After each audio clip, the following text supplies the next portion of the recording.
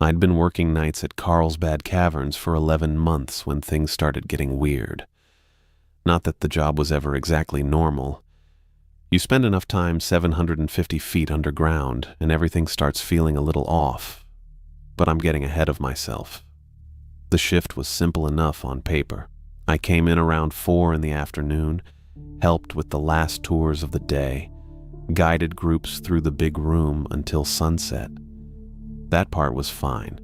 The big room's massive, bigger than 6 football fields, and even after almost a year I still found new formations to look at. Stalactites the size of telephone poles. Stalagmites that took thousands of years to grow a single inch. Tourists loved it. I gave them the standard spiel about the cave's formation, pointed out the landmarks, answered questions about bats and temperature and how deep we were. Easy work. After the last tour headed up around 6:30, that's when my real shift started. I had the whole cavern system mostly to myself. Just me and maybe one other person on duty, usually Leo if he was working that week. We'd split up the monitoring duties. Someone had to check the bat flight amphitheater every hour during migration season, make sure the motion sensors were working, that nothing had disturbed the colonies. Someone had to watch the climate control systems, check humidity levels, temperature readings, make sure all that expensive equipment the Park Service installed was doing its job, keeping the formations from degrading. I didn't mind the quiet. That's why I'd taken the job in the first place. After 2 years managing a sporting goods store in Roswell, with fluorescent lights and a boss who thought motivational posters counted as leadership, I wanted something different. Something that didn't involve dealing with customers asking if we sold alien merchandise because they'd seen it in the movies. The New Mexico desert above ground felt right to me. I'd grown up in Kansas, and the openness reminded me of home. Flat horizons, big sky, air so dry it pulled moisture right out of your lungs. I liked driving out to the park each afternoon, watching the Guadalupe Mountains rise up from the scrubland, all that empty space around me. Made sense in my head. Desert's supposed to be harsh and quiet and a little hostile, that's just what it is. The caverns, though. Different story. They never stopped feeling wrong to me.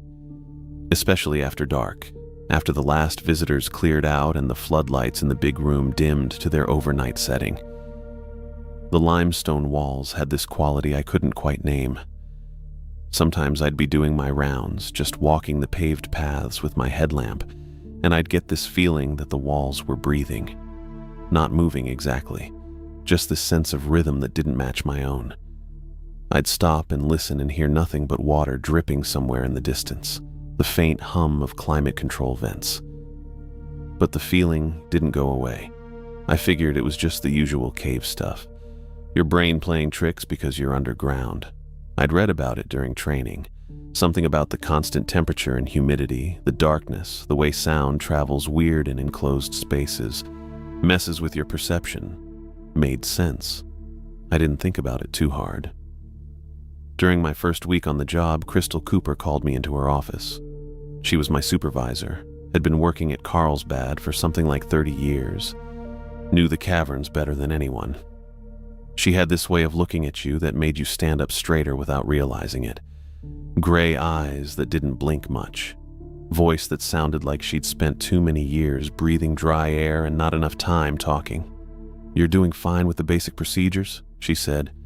"Learning the routes, handling the monitoring equipment. That's good." I nodded. Wasn't sure where this was going. She pulled a laminated card from her desk drawer.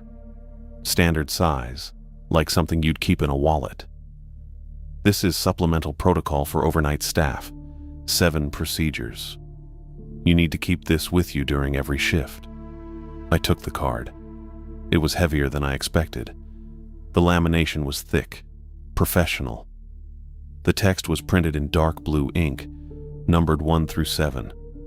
I skimmed the first line. Something about limestone temperature variations. "File it somewhere you'll remember," Crystal said. "In your locker is fine.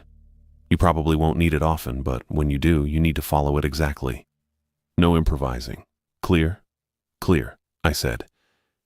She held my eyes for a second longer than felt comfortable, I mean it, Maurice. Exactly as written. Got it. That was it. She didn't explain what the procedures covered or why they were separate from the standard safety manual we'd all studied.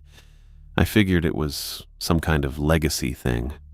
Maybe old protocol from before the Park Service updated their systems. Cave work had a lot of that. Outdated rules that nobody bothered removing from the books. I filed the card in my locker like she'd told me, stuck it in the top shelf behind my spare batteries and a protein bar I kept forgetting to eat. Didn't look at it again. Didn't think I'd need to. The next 11 months were pretty routine. I learned the cavern's layout by heart, memorized which formations were fragile, which sections had the most bad activity, where the humidity sensors tended to malfunction. I got comfortable with the overnight quiet. Leo and I developed a system where we'd check in by radio every couple hours, just to break up the silence. He was good company, didn't talk much, didn't ask personal questions. We'd swap stories about weird tourists sometimes, that was about it. October came around. Migration season was winding down. The bat colonies were smaller, less active. My rounds got shorter. More time spent in the monitoring station near the elevator, watching security feeds and climate readouts on screens that were probably 10 years old, and running software that looked even older. It was a Thursday, late October, 23rd, I think. I'd come in at 4 like always, run 2 tours through the big room, checked the amphitheater sensors, verified the overnight climate settings. Everything normal. Around 9, I headed to the monitoring station with a thermos of coffee that had already gone lukewarm and a sandwich from the visitor center vending machine. Turkey and Swiss on white bread that tasted like cardboard. That's me, living the dream. The monitoring station was basically a closet with delusions of grandeur. Desk, 3 monitors, a radio-based station, a chair that squeaked every time I shifted my weight.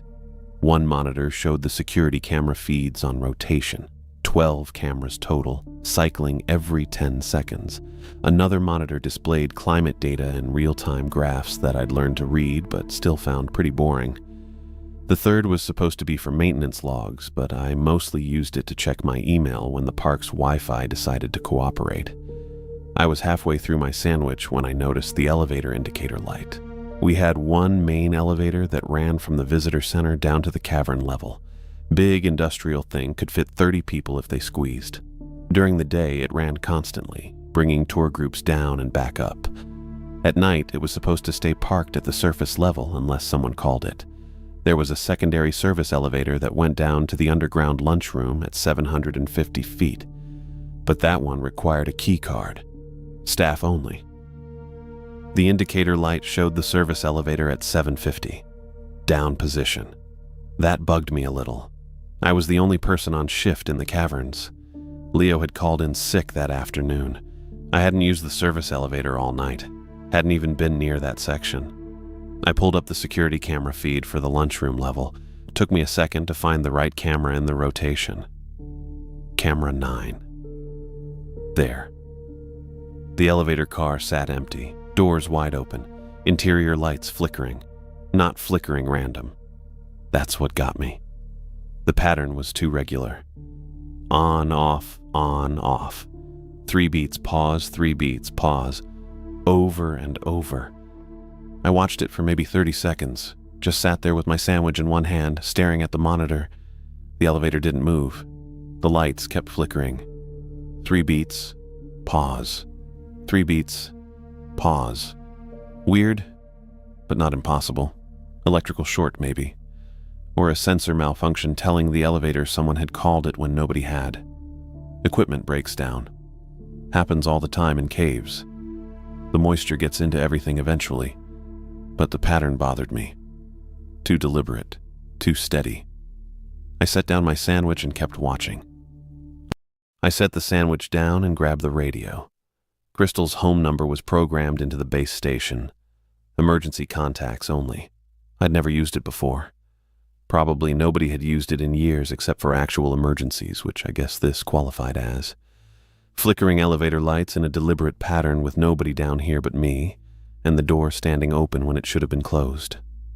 The radio clicked through. Took maybe 4 rings. Cooper. Her voice came through scratchy with that faint Louisiana drawl she had, but sharper than usual, alert. She didn't sound like someone who'd been asleep. "Hey, it's Maurice. Sorry to call this late." "What's wrong?" Not a question. Statement. I told her about the elevator. Service level 750, doors open, lights flickering in a pattern. 3 beats, pause, 3 beats. Nobody else on shift tonight because Leo called in sick. I kept my voice steady, just reporting facts.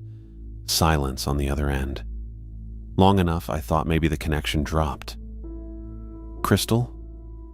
I'm here." That edge in her voice got sharper, urgent but controlled, which somehow made it worse. "Maurice, listen to me very carefully. Do not go near that elevator. Do not investigate. Do you understand?" "Yeah, I need you to go to your locker right now. The card I gave you on your first week, the laminated one.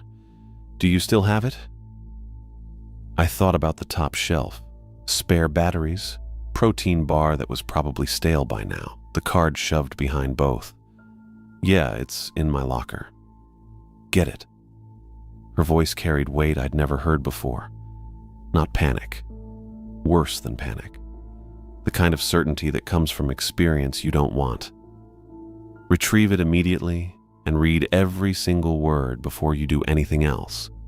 Don't touch the elevator controls. Don't go down to 750. Just get the card and read it. All of it." "Okay, I'm serious, Maurice. Every word. Then call me back." The line went dead. I sat there for maybe 3 seconds with the radio in my hand, staring at the monitor. Camera 9 still showed the elevator car with its doors open, lights flickering. 3 beats, pause, 3 beats. Steady as a heartbeat. Then I got up and headed to the staff area. The locker room sat off the main corridor near the monitoring station. Fluorescent lights, beige metal lockers that looked like they'd been installed sometime in the 80s, concrete floor with a drain in the center that I'd never seen anyone use. Smelled like old coffee and that particular staleness that comes from not enough ventilation. My locker was 3rd from the left, top row. Combination lock I'd set to my birthday because I'm not great at remembering random numbers. 2711. I spun it open. Top shelf had the usual stuff. Spare headlamp batteries still in the package. That protein bar, chocolate peanut butter flavor, definitely stale. A folded park service jacket I kept forgetting to take home. And behind everything, the laminated card. I pulled it out. Standard size, maybe a little smaller than a credit card, but thicker. Professional lamination job, the kind that doesn't peel at the edges. Dark blue text printed on white background. Clean, official looking. I'd skimmed it once 11 months ago and then filed it away because Crystal hadn't made it sound urgent at the time. Just supplemental protocols. Something to remember. The heading read, Supplemental Protocol. Overnight. Staff only. Below that, 7 numbered items. I leaned against the lockers and started reading. 1. Never enter the caverns alone after 11 p.m. without verbal confirmation from surface staff that you are expected below ground. My stomach did something uncomfortable. It was 9:40 right now. I had an hour and 20 minutes before 11, and I was alone. Leo was supposed to be here, but he'd called in sick, which happens sometimes. Normal thing. Except now, I was wondering if it was actually normal or if there was a reason I'd ended up solo tonight. I kept reading. 2. If you hear footsteps from deeper sections when no one else is on shift, do not investigate. Report to surface immediately. Footsteps from deeper sections. The caverns went down past where the tours ran. Maintenance tunnels, undeveloped passages, areas closed to the public that I'd only been in a handful of times for equipment checks. I'd never heard footsteps down there, but now I knew that if I did, I wasn't supposed to check it out. Just leave. That was new information. 3. The natural entrance trail is closed after dark because something uses it to exit. My hands went cold, not for safety reasons or due to low visibility or any of the normal explanations we gave tourists, just something uses it to exit. Capital S something probably, though the card didn't specify. Something that apparently left the caverns at night through the natural entrance, which was why we locked the gate at the bottom after the last tour came through. I'd locked that gate myself probably 200 times. Never knew why it mattered. 4. If humidity sensors in the King's Palace show readings above 98%, evacuate immediately. Do not attempt to investigate the source. The King's Palace sat deeper than the big room, down a steep trail most tourists didn't bother with. Humidity down there usually hovered around 92, 93%. Stable. I'd seen it spike to 95 once during heavy rains last spring, but 98 was pushing saturation levels that didn't make sense for a limestone cave with working climate control. Evacuate immediately. Not check the sensors or call maintenance. Just get out. 5. Never acknowledge anyone below ground who is not on the shift schedule. If approached by someone you do not recognize, proceed to the nearest exit without speaking. The weight in my stomach got heavier. Anyone below ground who wasn't on the schedule, which implied there might be people down here who weren't supposed to be, or things that looked like people. The card didn't specify, just said don't acknowledge them, don't speak, leave. I thought about the elevator with its doors standing open and lights flickering in that steady pattern.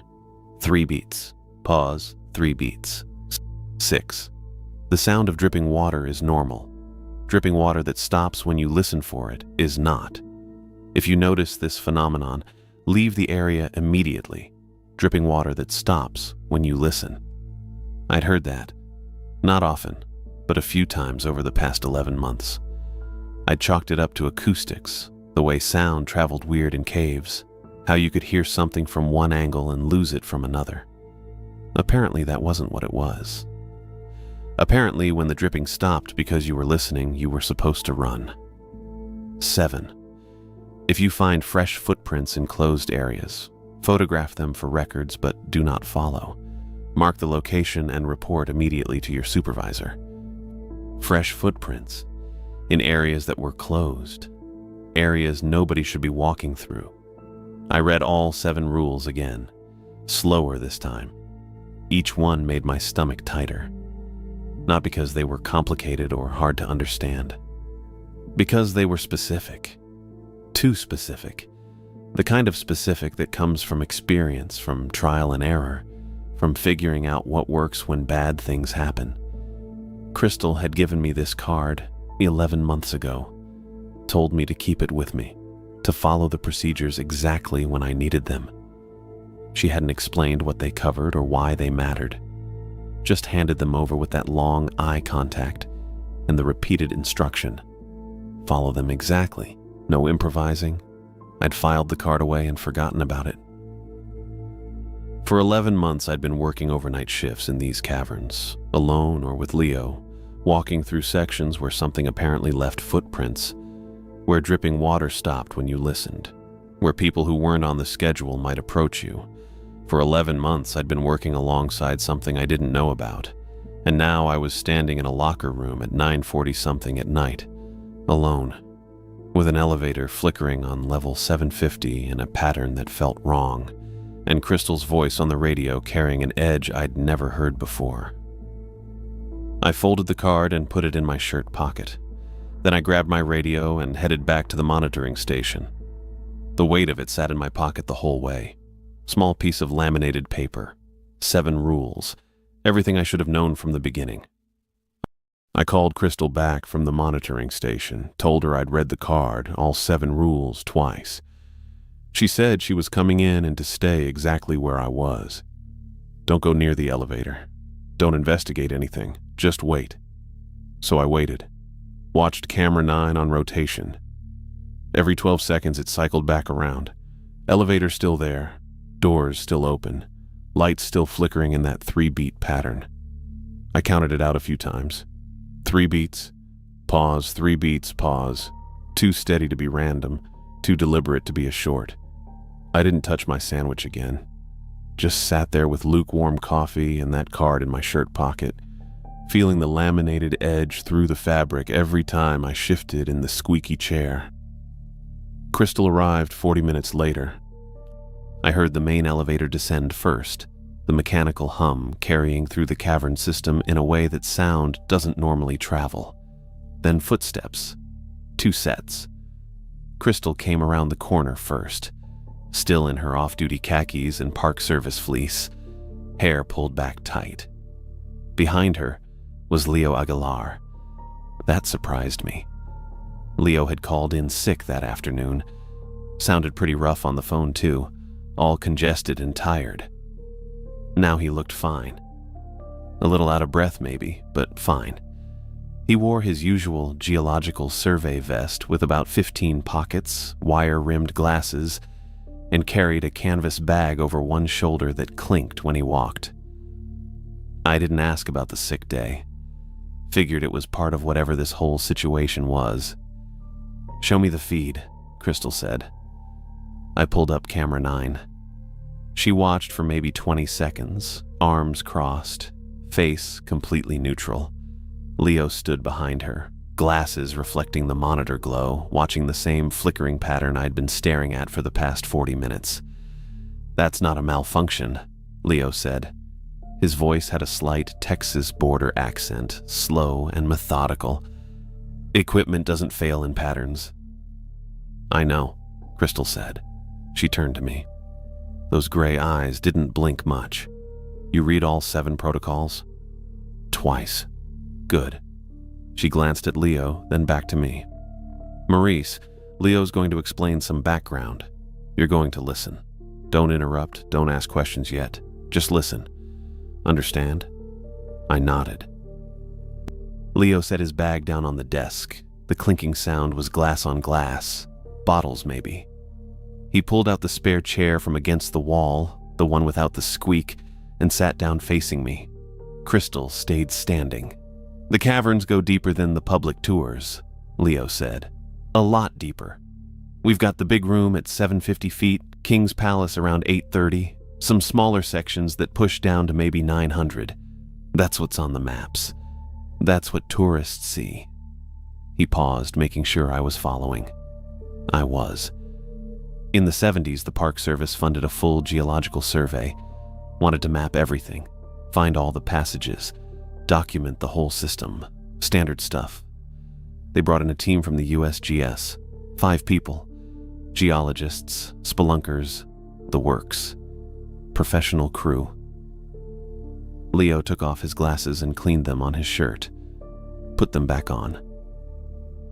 They went down past the developed sections, found passages that kept going, tight squeezes, vertical drops, chambers we didn't know existed. Kept mapping for about 6 weeks. Then, on their last scheduled descent, something went wrong. Crystal shifted her weight, didn't say anything. "They came back up," Leo continued. 4 of them. Should have been 5. My coffee had gone completely cold. I didn't touch it. The missing geologist was a woman named Winterwood. 34 years old, experienced, smart. She'd done surveys in Kentucky, New Mexico, all over the Southwest. Knew what she was doing. Leo's voice stayed even, factual.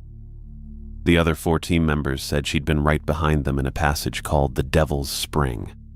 It's a narrow section about 1,100 feet down, past anything on the public maps. They were coming back up, single file, headlamps on. When they reached the junction chamber and counted off, Winter wasn't there. He paused again. Let that sit. They went back down immediately, searched for 6 hours, found nothing. No trace, no gear, no footprints in the mud where there should have been footprints. It was like she just stopped existing halfway through a tunnel. I thought about Protocol 7, fresh footprints in closed areas. Don't follow them. The Park Service brought in search and rescue, Leo said. Spent 2 weeks combing every mapped passage, every chamber, every crawl space they could access. Nothing. Winterwood was just gone. Crystal finally spoke. 2 weeks and 3 days after she disappeared, I came in for my morning shift. This was 1976. I was 25. I'd been working here about 2 years. Her voice had that dry edge, affected by desert air and limited conversation, or maybe just by telling this story. Winter was sitting in the gift shop, Crystal said, in one of those plastic chairs by the postcard rack, still wearing her survey gear, boots caked in mud, headlamp still strapped to her helmet, just sitting there. Was she hurt? I asked, then remembered I wasn't supposed to interrupt. Crystal didn't seem to mind. No, not a scratch, not dehydrated, not hypothermic. Physically, she was fine. But she wouldn't talk, wouldn't explain where she'd been, wouldn't even confirm her own name at first. We called paramedics, park rangers, the whole response team. She let them check her vitals, let them take her to the hospital in Carlsbad, stayed there for observation for 3 days. Then she resigned, wrote a 1-sentence letter, and quit. She never explained what happened, I asked. Never, Leo said. Not to the Park Service, not to her teammates, not to anyone. The other 4 geologists tried to talk to her. She refused to see them, refused to discuss the survey at all. She moved back east somewhere. Ohio, I think. Worked in an office. Died in 2019. I did the math. That was just last year, 5 months ago. After Winter came back, the Park Service sealed the deep passages, Leo continued. Welded steel gates across the access points, posted them as closed for safety reasons. Officially, it was because of structural instability. Unofficially, he trailed off. Unofficially, something down there took Winter for 2 weeks and brought her back wrong, Crystal finished. And the Park Service decided we didn't need to know what. The monitoring station felt smaller. The 3 screens glowed. Camera 9 cycled back around. Elevator still flickering.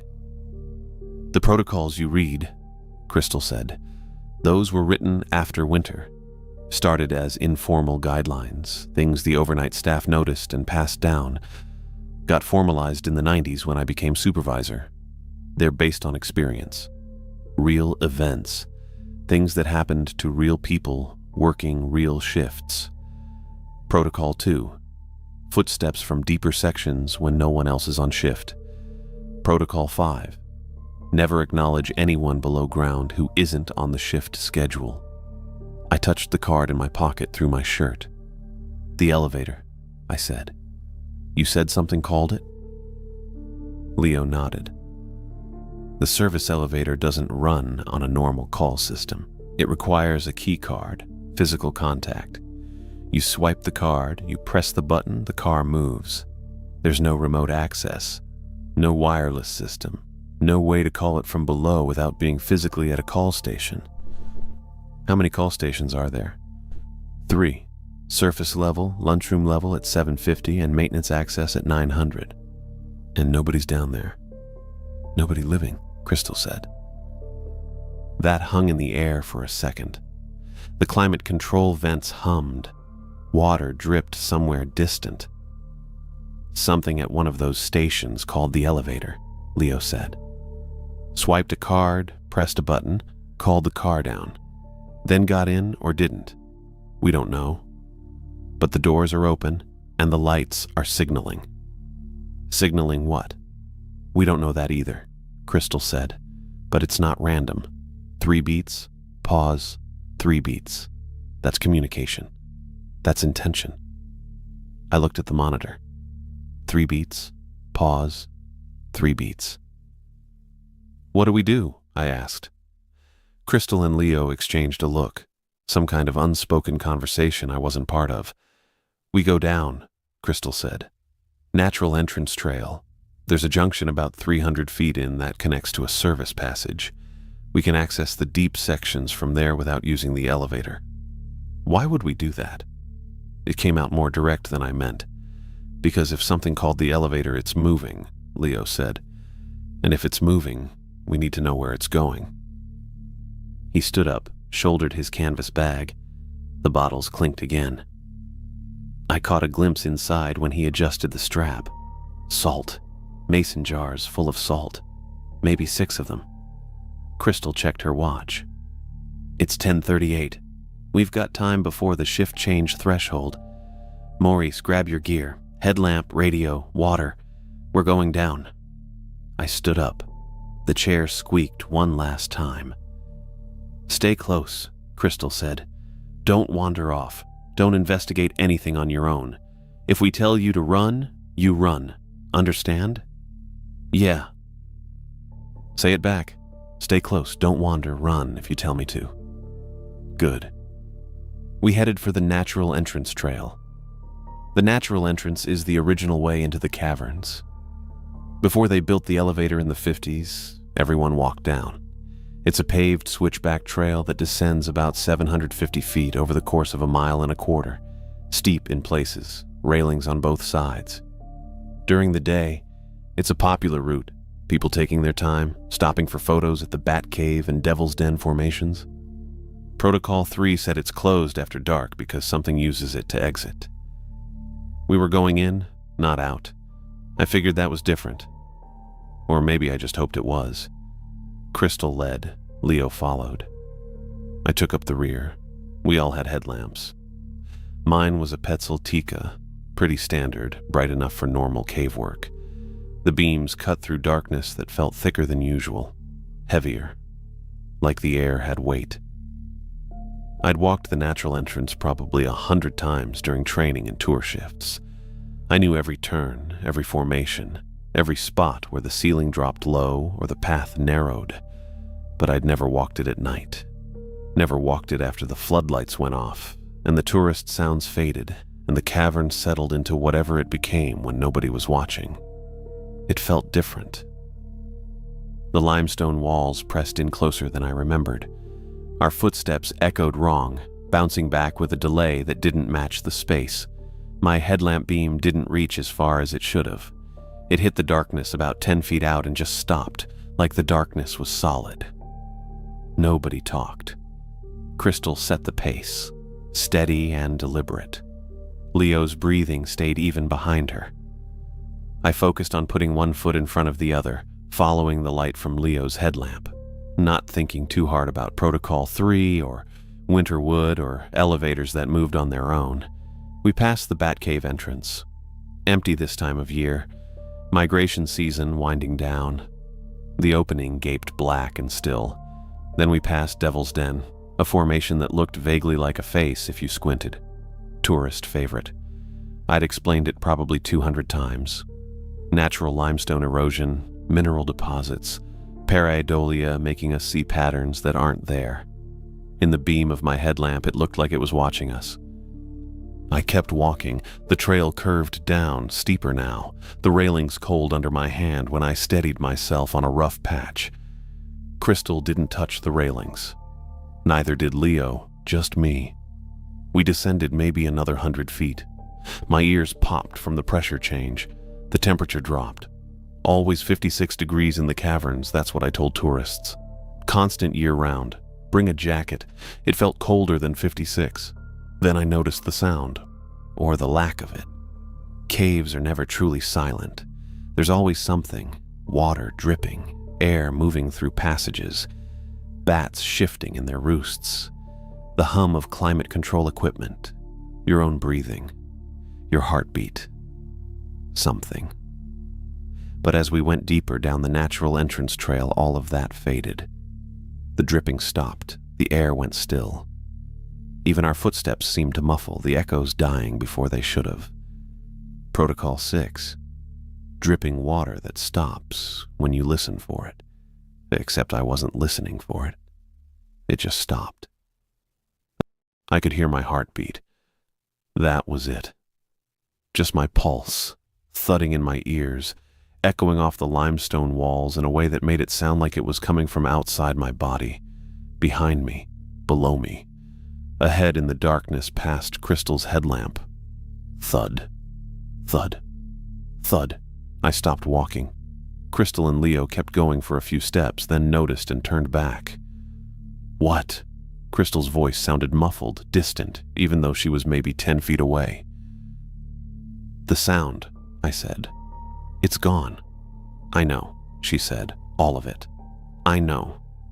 Leo adjusted his glasses. "It happens sometimes. When they're active. The silence is a sign we're getting close." "Close to what?" "The threshold," he said. "The place where the mapped sections end and the deep passages begin." My heartbeat kept echoing. Thud, thud, thud. "Keep moving," Crystal said. "We're almost there." We kept moving. The silence pressed in. Complete. Total. I'd never experienced anything like it. Even in sensory deprivation, even in the quietest room, there's something. Tinnitus, blood flow, the sound of your own nervous system firing. This was different. This was absence.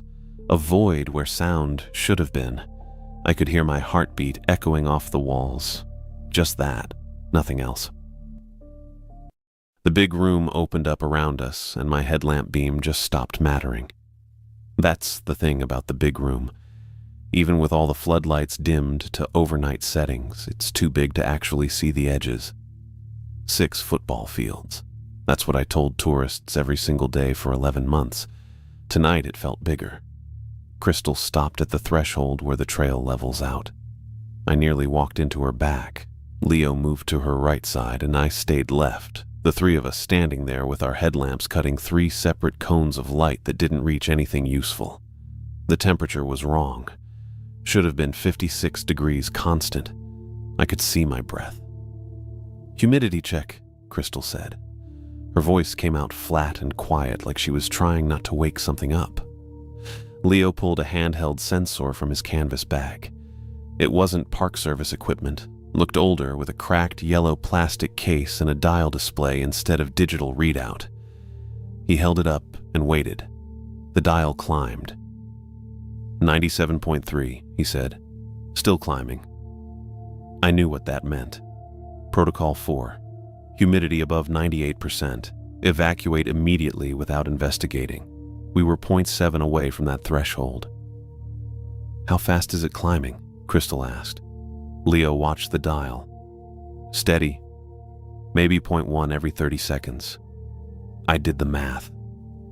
We had maybe 3 minutes before we hit 98. Probably less. "Show me where," Crystal said. Leo shifted his bag and pointed his headlamp toward the center of the big room. The beam swept past the usual formations. Twin domes on the left, Rock of Ages straight ahead, the ceiling somewhere up there in the dark where I couldn't see it. Then his light stopped on the bottomless pit. I'd walked past the bottomless pit hundreds of times, literally hundreds.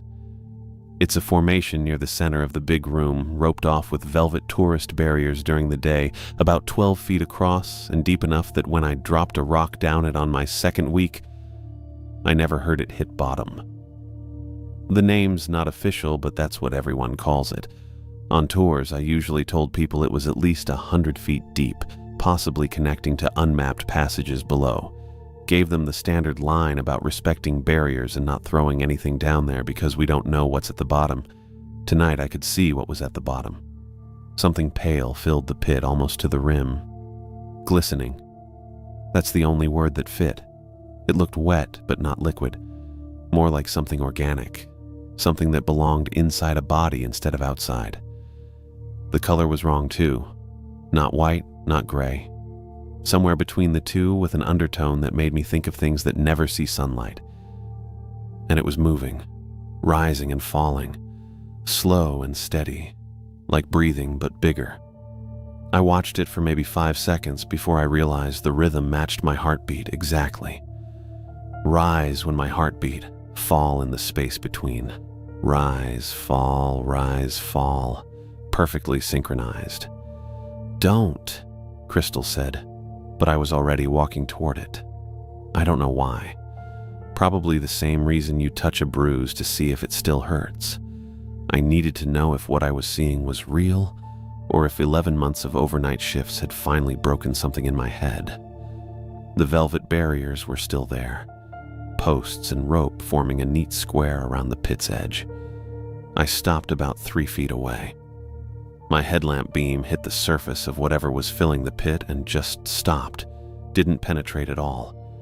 The pale glistening thing rose and fell, matching my heartbeat, and I could feel it somehow. Not hear it, feel it. Like a pressure change in my chest that came from outside instead of inside. Then I took a breath. A real one. Deeper than usual because the cold air was doing something to my lungs. The rhythm changed.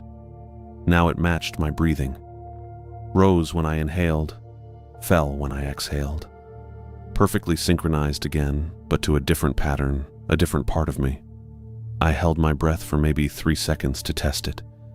The thing in the pit stopped moving entirely. I exhaled and it fell. Inhaled and it rose. Maurice.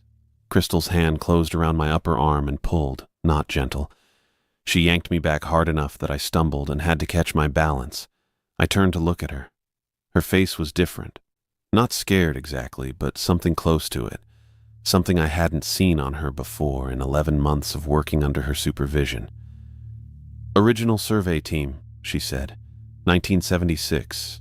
You want to know what they found down there? I nodded.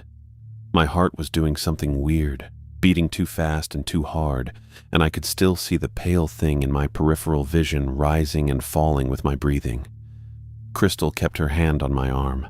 Leo moved closer, his canvas bag clinking with the mason jars of salt inside. "They thought they were mapping a cave system," Crystal said. "Standard geological survey. 6 weeks of work, good data, solid maps. Everything normal until the last descent." She paused.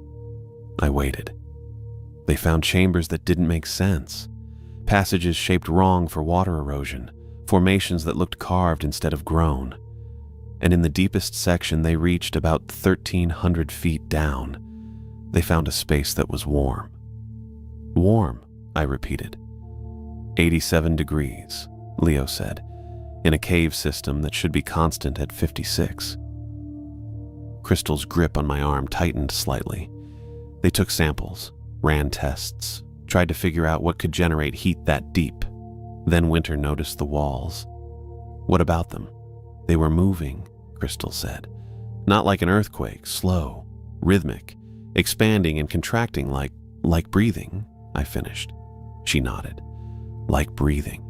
The caverns aren't just geological formations, Maurice. They're a digestive system, shaped over millions of years by something living in the deepest sections. Something old enough that limestone grows around it, that the cave formations are part of its body or its habitat or something we don't have words for." I looked back at the pit. The pale thing kept rising and falling with my breath. In, out. In, out. "Winter would," I said. "She didn't get lost." "No," Crystal said quietly. "She got tasted." Leo pulled out his sensor again without being asked. He checked the dial and his face did something I didn't like. 98.1, he said. The number hit me wrong. Protocol 4. Humidity sensors in King's Palace show readings above 98%.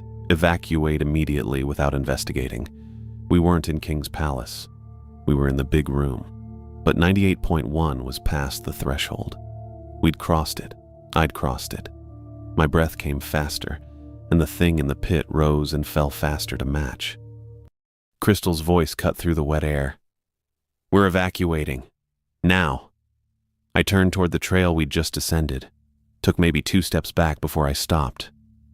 The path didn't curve upward anymore. I mean, it should have. We'd come down the natural entrance trail. I knew that route by heart, every switchback, every marker, the exact angle where it levels out into the big room. The trail curved up and to the left. That was it. Simple geometry. Except now it didn't. Now the trail descended, straight down into darkness so thick my headlamp couldn't touch it. Not dim, not shadowy, just gone. Like someone had cut a hole in reality and the beam fell into it without making contact. I stopped walking. Crystal. She was already moving past me, probably assuming I was right behind her. She got 3 steps before she saw what I was looking at. Her headlamp swept across the trail. The beam hit that darkness and died, just stopped 10 feet out, absorbed completely. "That's not right," she said, which would have been funny if my lungs weren't doing something complicated with the air I was trying to breathe. Leo came up beside us. He didn't say anything, just looked at the trail that now went down instead of up, at the darkness that swallowed light like it was hungry. I turned back toward the pit. The pale substance was still there, still rising and falling with my too fast breathing, still watching. I figured that's what it was doing, watching. "We can't go that way," I said. Obvious maybe, but someone needed to say it. Crystal pulled her radio, keyed it twice.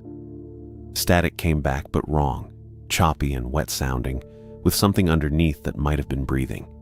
She tried again. "Base, this is Cooper. Do you copy?" More static. Then a voice that sounded like Crystal's own voice played backward, syllables stretched and distorted. She dropped the radio. It swung on the clip attached to her belt. Leo set down his canvas bag. The clinking sound echoed wrong in the space. Too many echoes, coming from directions that didn't have walls. He opened the bag and pulled out one of the mason jars full of salt. "What are you doing?" I asked. "Buying time." He unscrewed the lid. The salt inside was coarse, grayish white, the kind you'd use for de-icing roads. He walked toward the darkness, stopped about 5 feet from where the trail started its impossible descent, and poured a line across the entire width. The salt hit the stone in a steady stream. White line maybe 2 inches wide, unbroken from the left wall to the right railing. The darkness pulled back. Not much, just a few inches, like something had touched a hot stove and jerked away.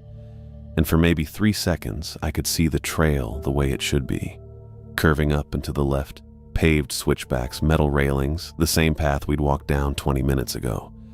Then the darkness surged forward again. It hit the salt line and stopped. Didn't cross it, but it pressed against the barrier like water against a dam. And I could see the salt crystals starting to dissolve where the darkness touched them. Slow, but steady. The white line was turning gray at the edges. "That won't hold long," Leo said. He was already opening a second jar. I looked at the dissolving salt. Looked at the thing in the pit that matched my breathing. Looked at Crystal, who was staring at the blocked trail with an expression I'd never seen on her face before. Not quite fear. More like the face you make when you realize you made a mistake and people might die because of it. And I remembered Rule 3. The natural entrance trail is closed after dark because something uses it to exit, not enter. Exit. My brain did something it's pretty good at. Connected dots I didn't know were related.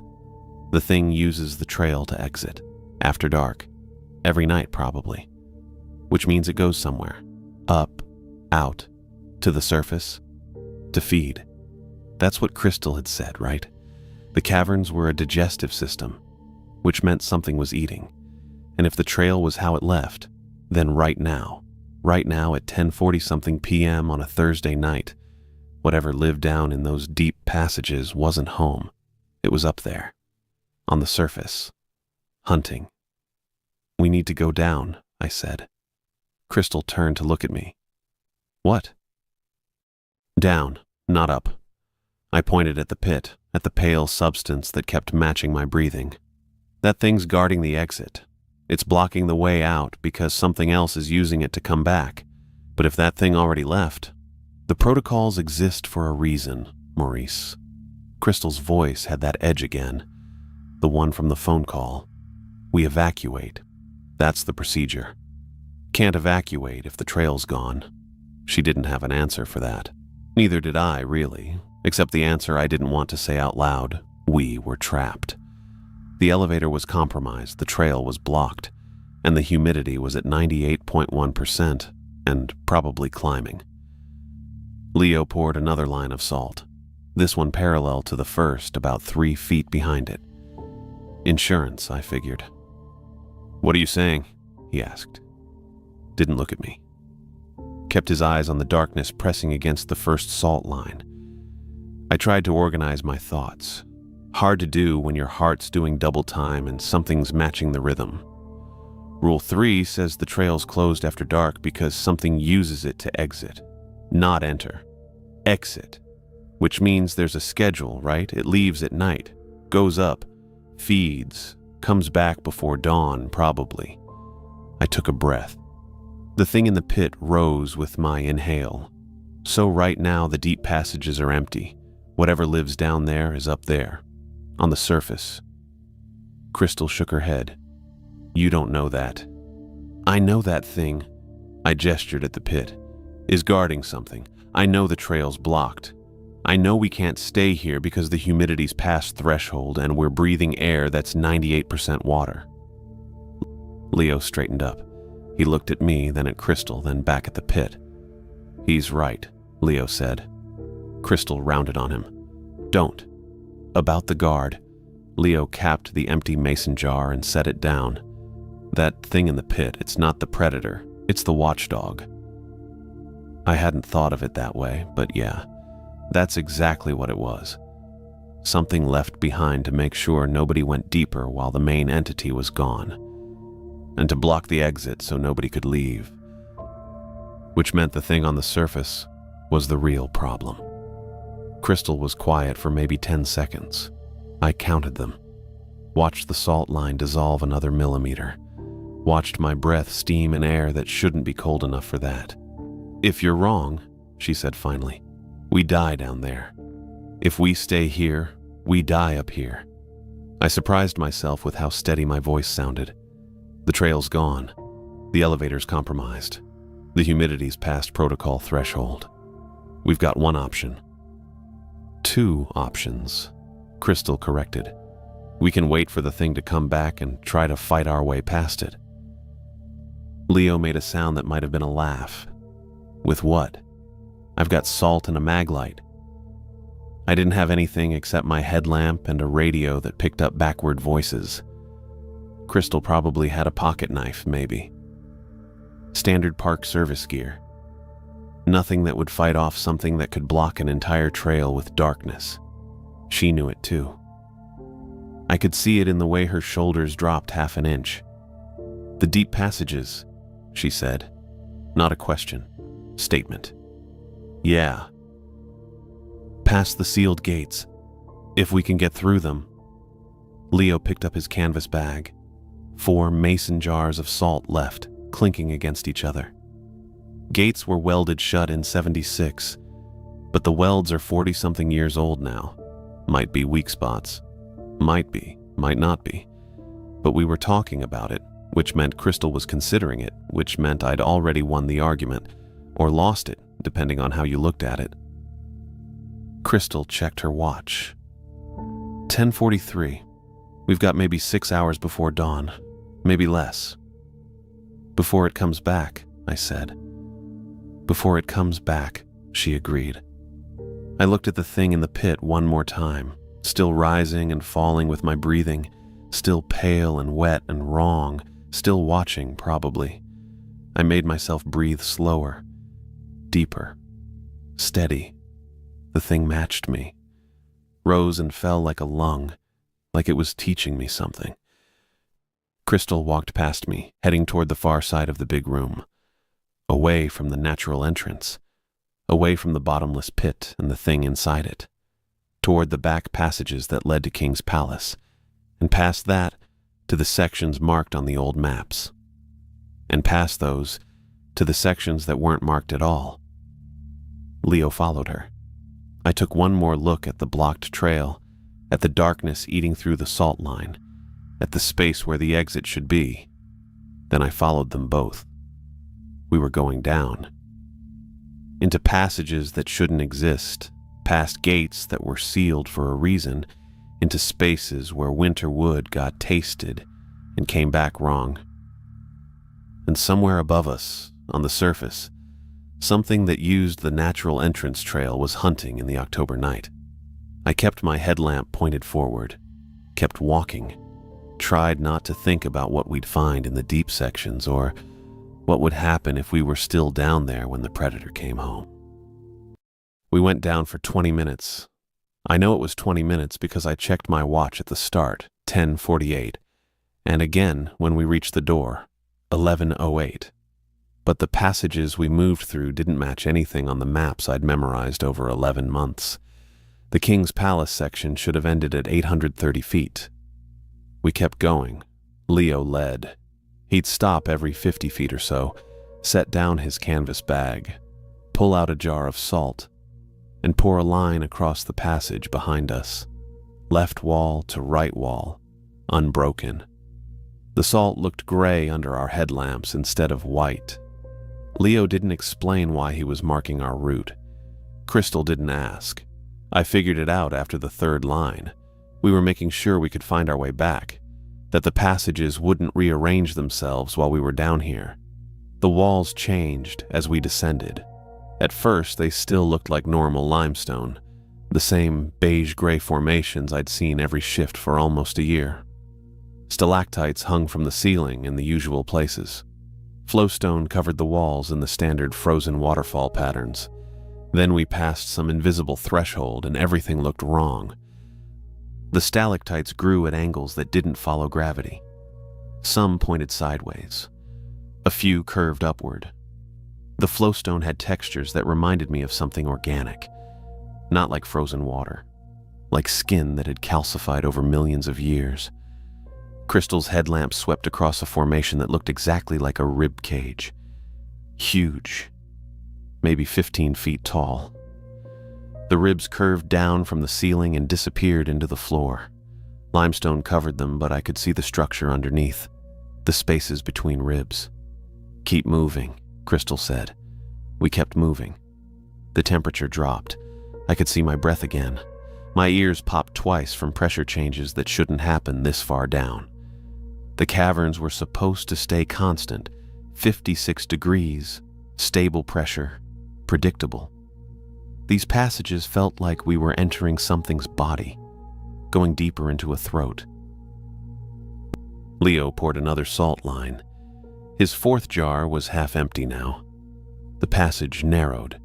We had to turn sideways to squeeze through a section where the walls pressed close enough that I felt limestone against my chest and back simultaneously. My headlamp beam hit the rock 6 inches from my face. I heard Crystal breathing ahead of me, heard Leo's canvas bag scraping against stone. Then the passage opened into a junction chamber maybe 20 feet across. 5 tunnels branched off in different directions. Our headlamps couldn't reach the ceiling. The darkness above us felt solid. Leo walked to the center of the chamber and crouched down. He brushed his hand across the floor. Dust came away, revealing carved symbols in the limestone. Not natural erosion, deliberate cuts, geometric patterns that hurt to look at directly. "This is it," Leo said. Crystal moved to the rightmost tunnel. She aimed her headlamp down the passage.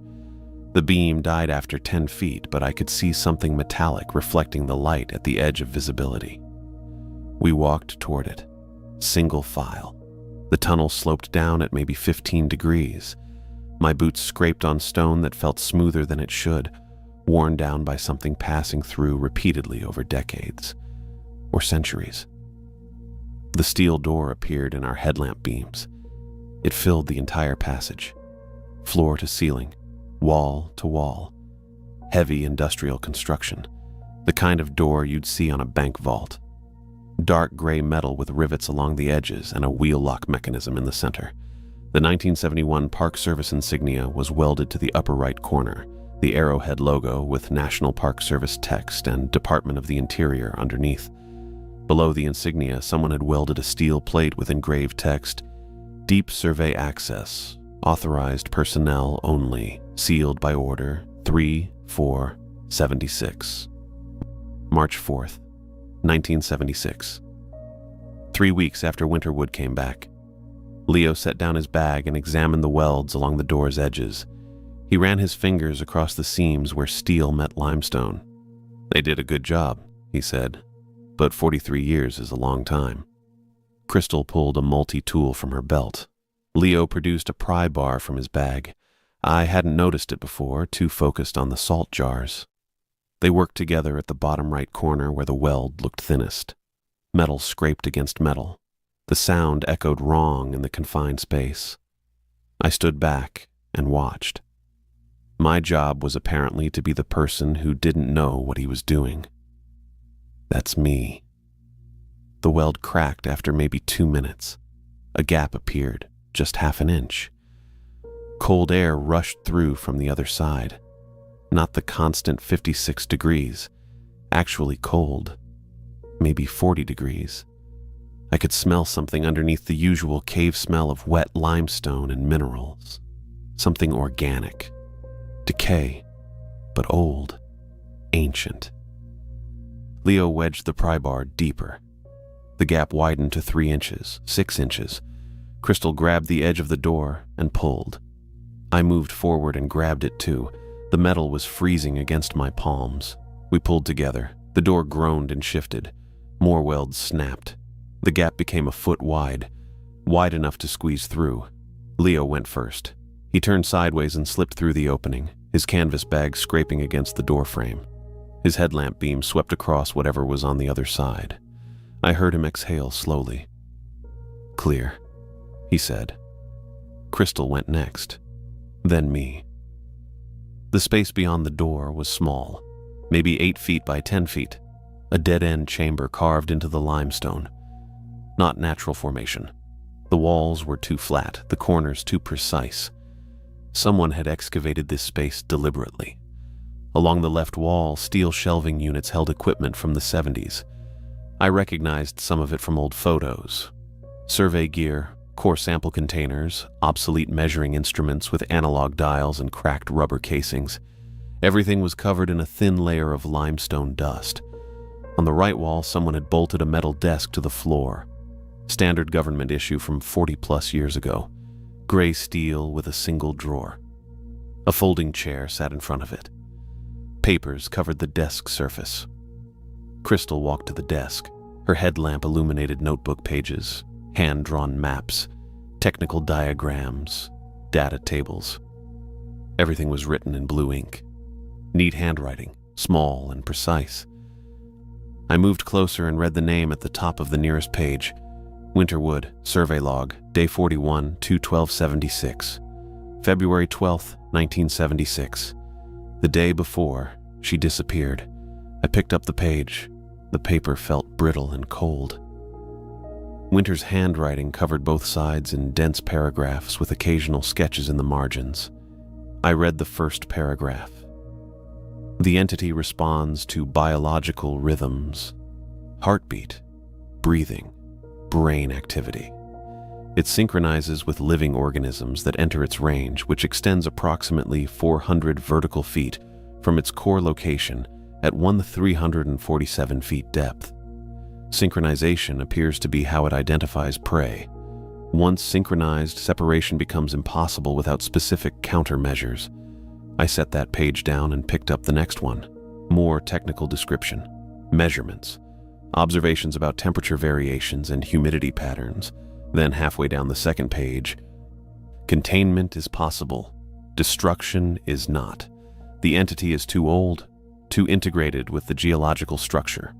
Attempting to kill it would destabilize the entire cavern system. Estimated collapse radius, 12-15 miles. Surface damage would be catastrophic. My hands shook a little. I kept reading. The protocols we've developed aren't protection. They're appeasement. The entity requires biological matter to sustain itself. If it doesn't receive regular feeding, it will surface to hunt. The night shift system ensures a steady supply of potential prey. People who enter its range during peak activity hours when it's strongest. I looked at Crystal. She was reading a different page, her face expressionless. I picked up a third page. This one was dated February 13th, the day Winter disappeared. Only 3 sentences. I'm going to verify the core location. If I don't return, implement the protocols exactly as written. Keep it fed, keep it contained. That's all we can do. That was it. The rest of the pages were protocol drafts. 7 rules written and rewritten with annotations, changes in wording, clarifications. The same 7 rules Crystal had given me on a laminated card 11 months ago. I understood then. Completely. The night shift wasn't about monitoring equipment or checking bat colonies. It was about being available, being present in the caverns during the hours when the thing was most active, when it was hungry. Some people made it through their shifts without incident. Most people, probably. But every few years, someone would violate a protocol, investigate footsteps from deeper sections, or acknowledge someone who wasn't on the schedule or follow fresh prints in closed areas. And the thing would feed, just enough to stay satisfied, just enough to prevent it from surfacing completely.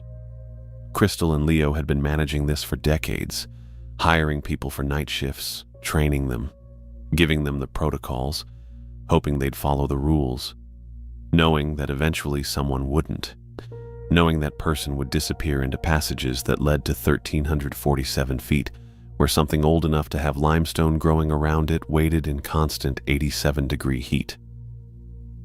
I set down the papers. My throat felt tight. "We should go," Leo said quietly. He was checking a handheld sensor again. The dial showed 89% humidity. Dropping. Crystal looked at her watch. Dawn's close.